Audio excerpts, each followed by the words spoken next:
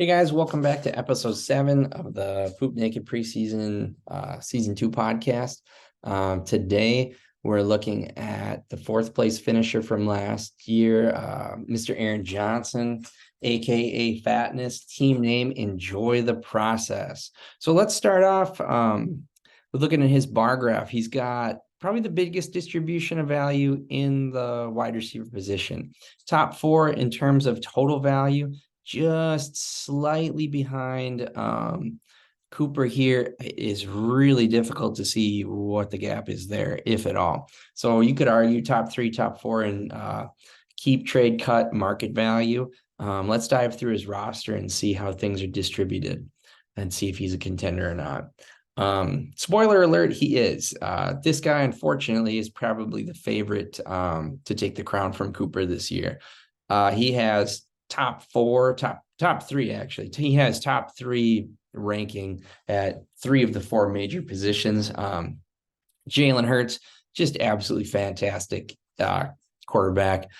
Great value. I think Aaron got him in like the 3rd or 2nd round of our startup draft. He ended up absolutely smashing that pick. He just had a tremendous season. It'll be interesting to see if he can replicate that. He got a lot of goal line touchdowns last year. So if you see a dip in that, dip in scoring, but high end QB1. Tua and Geno, both awesome QB2s. Geno had a resurgence last year. Some people don't believe in it. I think he's a very good quarterback. There are a lot of metrics that are very predictive of fantasy football success, and Geno was just like bonkers in all of them. He was so accurate to all levels of the field. I think very good QB3. Tua, real question, can he stay hurt? Both of these guys don't offer much rushing upside, but they are surrounded with just bonkers weapons in their rooms. Otherwise, not really much else to talk about here. Just a bunch of backups and mom fuckers. So overall, great QB room. Definitely would feel good about that as a contender. Let's go to his wide receivers next, because that's easily the most valuable position. He's got JJ. JJ's the crown jewel. Almost 2K yard season last year. Tyreek Hill said he's playing another couple years for sure. He was absolutely elite. He's probably better than he's ever been, even in Kansas City. So he's got the Tua and Tyreek stack, which is just money in fantasy football. Getting double points, 6 points for each touchdown between the two. Solid stack. Stephon Diggs is the wide receiver 3. Absolutely nutty. Just can't really say much more about that. He's in the prime of his career. He's so good. He's probably one of the best route runners in the NFL. Just awesome wide receiver 3. DK Metcalf is wide receiver 4, which is kind of even nuttier. So he's going to build 2 stacks here, depending on who's starting in the super flex for him. But, to be able to roll out those 4 guys every week is pretty freaking great. Otherwise, after that, Treylon Burks could surprise, could be at the end of the year. He's the wide receiver known in Tennessee. That would make this room even that much more valuable. I think he's a great upside flex play, probably can win you a week. Otherwise, not much else behind. Michael Thomas, I don't think he's played well since 2019, but he has flashed well. So it'll be interesting to see if Aaron's gets anything out of Michael Thomas. Could definitely be something to be traded to a contender, shed some of that youth, maybe build some draft capital or upgraded another position. Tight end wise, another solid room. Like Mark Andrews, really, really good. With Kelsey going down, he's probably the tight end 1. With our scoring format, I'd have to go back and check, but he scored quite highly in points per game. That's one of the things that I think goes unnoticed in this league. Like, if you have one of the top tight ends, they can just be absolutely bonkers for you with some of these spike weeks, like 25 points. Most of these, he's giving you a positional advantage. Like, there are many tight ends that can go for 30, even 20 points on a given week. Even, as a floor, getting more than 12 points. I believe this is when Lamar got hurt. So easy to see the downtick there, but my God, I mean, some of these projections, like he's projecting it almost 18 points a game out of a tight end spot. Like that is a huge advantage. He's the wide receiver one on what should be a more pass friendly offense. So I think great tight end to have. Believe you got him in the startup. Just a really nice tight end one.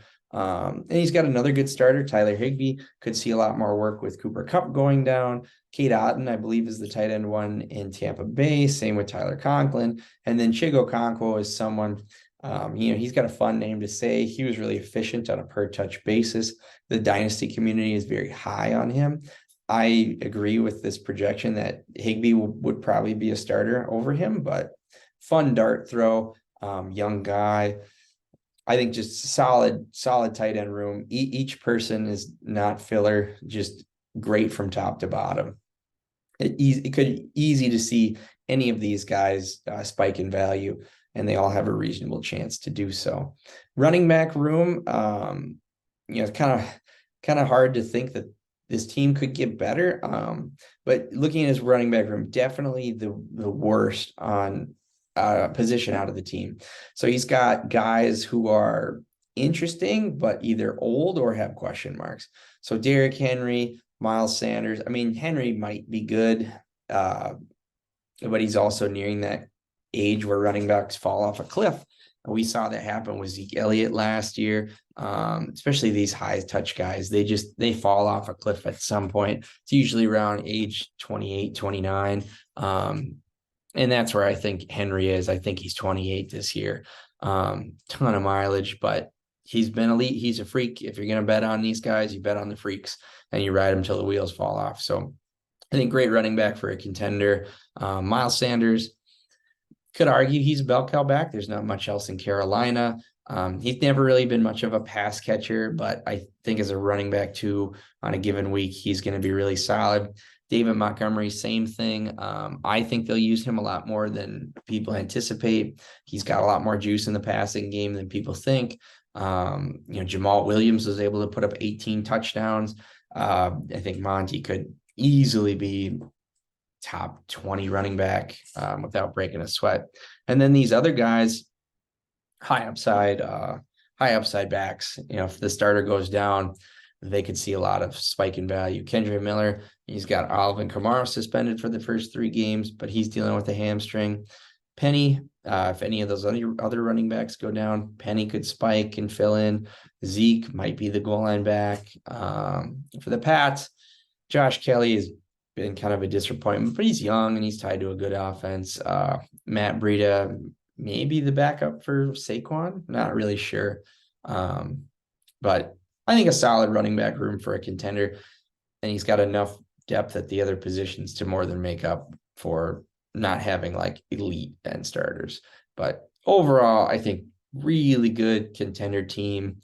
Going through, Aaron's been one of the more active guys in terms of trades. I guess going back to the beginning, we talked about this one in Chris's video.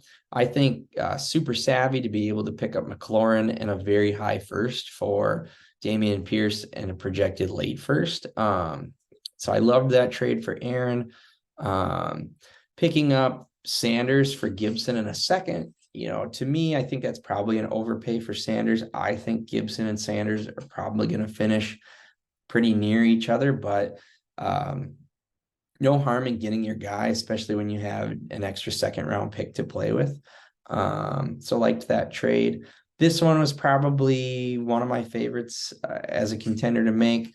He picks up a very good QB2, his running back 1 for Alexander Madison and 2 seconds, albeit a high second and a future second of his. To me, this is a trade I'm probably making like 7 out of 10 times. I don't think Madison is going to be super great, but he's got all the volume he can handle. I would probably much rather get Henry and a position of need in the quarterback. So not a bad trade for either side, but for Aaron's team, I thought this trade was like really good one to make. Very savvy move. Here, picking up Cam Akers for a couple low-end draft picks, I thought that was a great move at the time. Same thing here, picking up Montgomery for a future second and a probably backup quarterback. Really great move. He did trade Dalvin Cook for a second. I probably wouldn't have traded away Dalvin, especially with the Breece Hall injury, but we'll see how this one turns out. Could be that Breece comes back and Dalvin's kind of relegated, but to me as a contender, I probably would have kept Dalvin if all I could get was a second round pick back, albeit an early one. Going forwards, I mean, the Tyreek Hill trade to me was pretty good for both sides. It's funny, he gets Akers back, like to the guy he got him from. So really, he traded Terry McLaurin, a third and a fourth, for a top 5 fantasy receiver. So I thought really good way of kind of this is a good example of like a paperclip trade, kind of getting bits and pieces everywhere to eventually trading that paperclip for a house. So again, not a bad trade for either side, but in terms of what Aaron was able to add to his team and what he gave up to get that, I thought this was a absolute smash play. Like, love it, especially completing the stack. And then in terms of draft picks, I don't think he has very many, which is why his overall team value is probably so low. We'll just confirm that. But yeah, so he has the very high first. So really as a contender, like next year, he could be adding like Caleb Williams, Marvin Harrison Jr., Brock Bowers. Like he could trade this for any depth that he needs. I think he doesn't have much to deal with, but he's got pieces that he can trade. Maybe he can split one of these older backs into some picks. Maybe he can move off one of these receivers, like tier down, acquire a first, do that Tyreek Hill trade in reverse. So he's got a lot of flexibility, but not a lot of depth. I think that's the one thing that could be Aaron's kryptonite, is that if any of his starters go down or multiple of his starters go down, there's really not a lot to replace them on the bench. Like there's certainly people you could fill in for a flex play every week, but really this is it's a very top heavy team. So definitely interesting to see what happens. I think on paper, it'll be tough to beat this starting lineup in a given week, but fantasy football is a fickle mistress. Yeah. It's easy to see, or it doesn't always go the way you think it will. But to me, this is definitely a top 2 team, I think, without question. Going forwards, not likely to lose a ton of value, especially with these high-end pieces, but also going to be hard for him to acquire depth pieces without breaking some of those elite assets up into smaller, more usable pieces. But overall, Aaron, you're a fucking dirtbag. It'll be interesting to see how your team does. Definitely the favorite. Don't choke. We'll see you guys in the next one. Bye now.